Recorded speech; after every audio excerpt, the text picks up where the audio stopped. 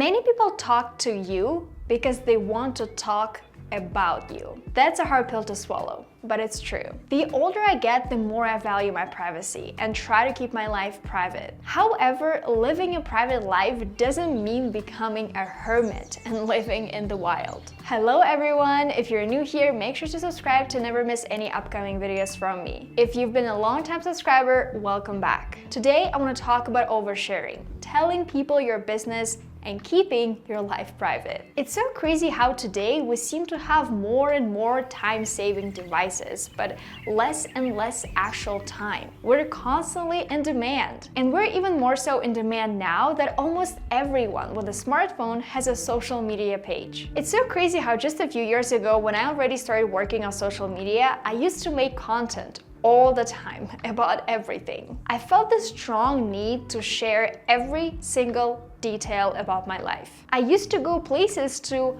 first make content on social media about it, and only second to have a good time.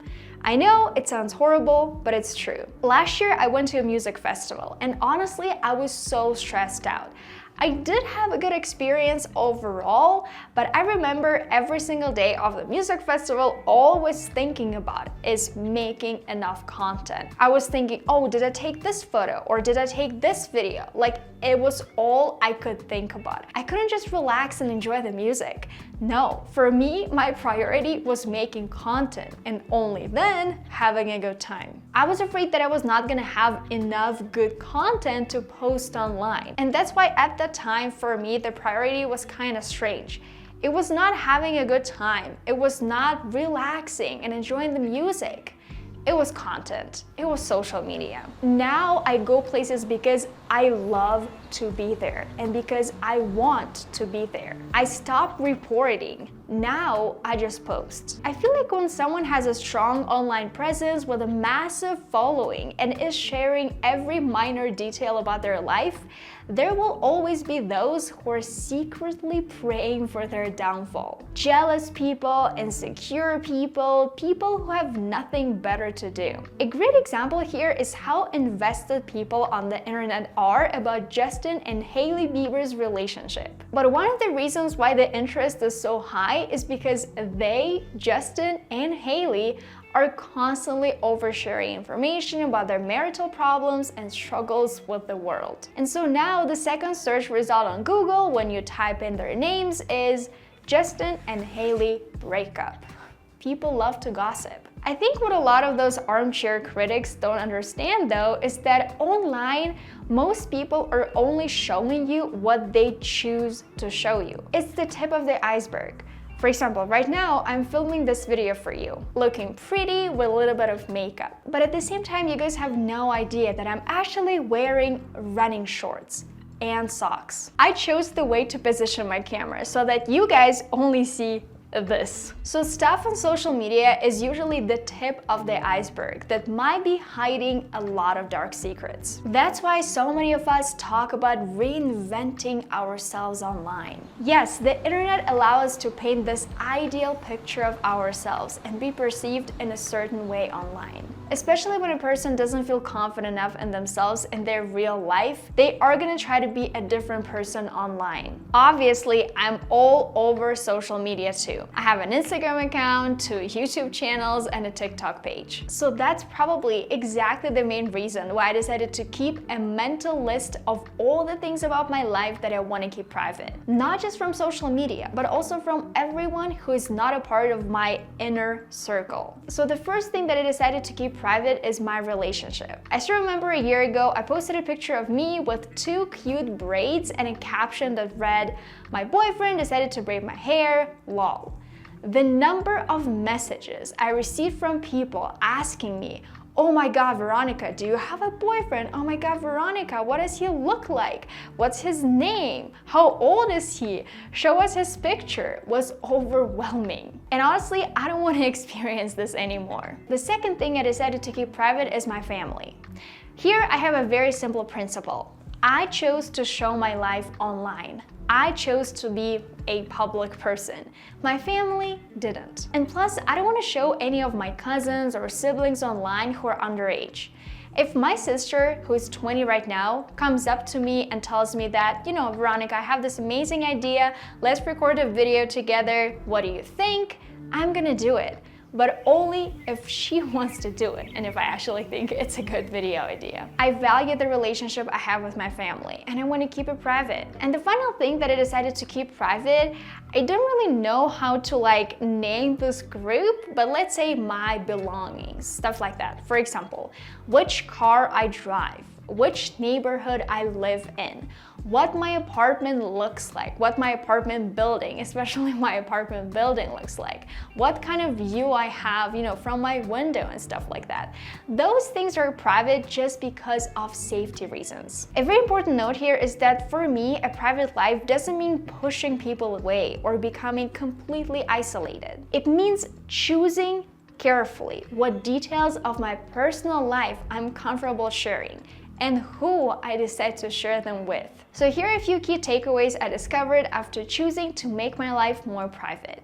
The first thing, no more gossip. The more information you give people, the more information they have to gossip about. It's pretty simple. Of course, on the internet, people love drama, people love gossiping about stuff, but at the end of the day, for me, social media is my job. I don't want any drama. I just want to do my work. Number two, no more seeking external validation. The external validation aspect of social media is something that made a lot of people fall in love with social media at the very beginning. Getting likes, getting comments, especially as a content creator. Of course, the more views I get, the better it is for me. The more likes I get, the more engagement I get, it's all great. Of course, if that happens, it means that people are enjoying my content. But there are a few very important things that I learned from the book Digital Minimalism by Cal Newport. When you think about social media, you need to ask yourself 3 questions. Does this technology support something I deeply value? And for me, the answer is yes, because it's my work and I deeply value my work. If so, you move on to the second question. Is it the best way to support this value? And for me, the answer is yes. Maybe for you, when you don't work on social media and you're addicted to Instagram, the answer to the first question, to the second question is gonna be no.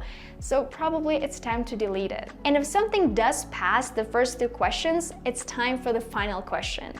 How can I use this tool in a way that maximizes its benefits and minimizes the harm it causes? That's the question I asked myself a few weeks ago about Instagram, because I post things on Instagram because I'm a content creator and influencer, but at the same time, I genuinely love following certain people on Instagram. So you might be like me, you might be a user. So for me, the main question was, how can I not just waste a lot of time on Instagram as a user? Because you know, you go to the For You page, you're lost. 30 minutes later, an hour later, and you're like, oh my God, I'm still scrolling. What did I do? So the way that I answered this question for myself was every day or every other day, I open Instagram and I specifically search for people I want to see content from. For example, let's say you want to see my stories. So you might type in my Instagram handle, click on my stories, watch my stories, and you're done. That's it, that's what I do. I have a list of creators I follow on Instagram. I just type in their handle, I look at their content, their reels, their posts, their stories, and then I exit the app. Number 3, better relationships. When I posted that picture about my boyfriend braiding my hair, I realized that I actually didn't want to share my relationship with my boyfriend with the world. I wanted to keep it private just because I know that this way, our relationship is gonna be better. The same thing with my family. I wanted to stay in my personal world, not something that is connected to my work. I'm not a relationship coach, so it doesn't really make sense for me to share every single detail of my relationship online. Number 4, no more justifying your actions. This is something that I experienced a lot when I started sharing with the world that I am vegan. Oh my God, I still remember probably a year ago, I was making a few reels here and there about me being vegan, you know, the food I eat and stuff like that.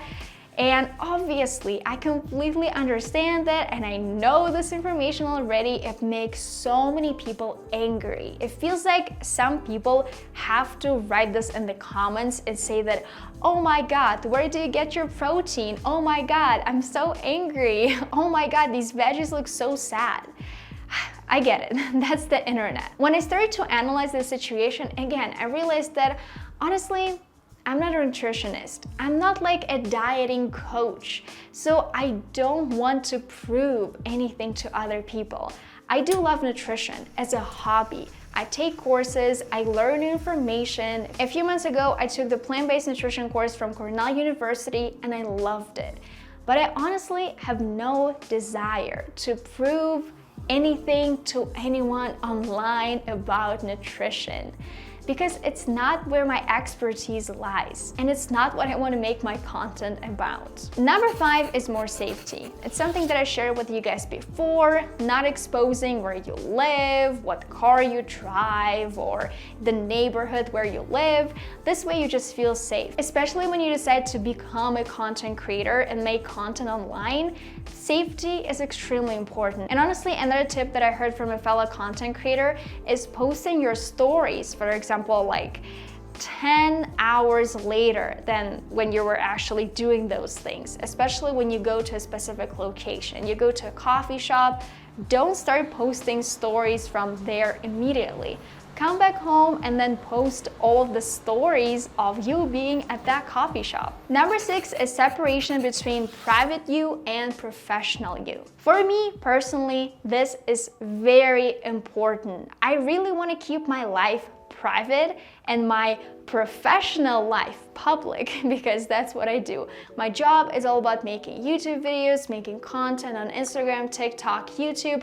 So my professional version of me is very public. I post a lot, I post regularly. But my private version of me is still private and it wants to be private. So sometimes when I go to a music festival or when I go to a new restaurant, I just want to keep those things private. I don't need to share every single part of my day online. 7. Alone but not lonely. A big thing many of us right now are suffering from is solitude deprivation. Just like how your body needs rest to feel good and stay healthy, your mind sometimes needs a break from being around others all the time and from being on social media all the time. So solitude deprivation happens when you don't get that break. And it can make you feel very stressed, overwhelmed, and even a bit unhappy because you don't have this time to recharge and be yourself. And no, guys, when you spend hours on TikTok and Instagram in bed, you're not recharging yourself. Even though I have met so many people who think that, oh, I'm just gonna take a break now, get some energy back and spend this time on Instagram and TikTok. No, this is not a good way to recharge yourself and get all that energy. A good way might be going to the gym, doing yoga or meditation. These are all the things that help me. And what I actually recently started doing too is sometimes when I go out, I leave my phone at home, especially when I know that I'm just going to a supermarket, let's say, and I need to buy just one thing. I don't know, like I need to buy a bag of apples, let's say. I don't need my phone for that. And it really helps me stay grounded and stay present, because oftentimes we're walking somewhere and we're scrolling on our phones. And it happens to me sometimes too, and I don't like it at all. And finally, no drama. Since making my life more private, I realized that I could focus more on what moves me most, where my truest happiness lies, and whether making a living and making a life point in the same direction for me, because sometimes they don't. I learned that amazing approach from Pico Iyer. He's a British novelist and author of the Art of Stillness book. In his TED Talk, he shares a very beautiful thought that I would love to play for you now. Many of us have the sensation, I certainly do, that we're standing about 2 inches away from a huge screen. And it's noisy and it's crowded and it's changing with every second, and that screen is our lives. And it's only by stepping back and then further back and holding still that we can begin to see what the canvas means and to catch the larger picture. And a few people do that for us by going nowhere. So to wrap up this video, I want to share 3 actionable pieces of advice with you. Be mindful of what you share. focus on genuine experiences. Disconnect more often. If you want to check out all the resources mentioned in this video, I'm gonna leave the link to all of them down in the description. If you like this video, don't forget to give it a thumbs up and subscribe to my YouTube channel. If you're thinking about what to watch next, I highly recommend checking out this video right here. I'm sure you're gonna love it a lot. I'll see you there.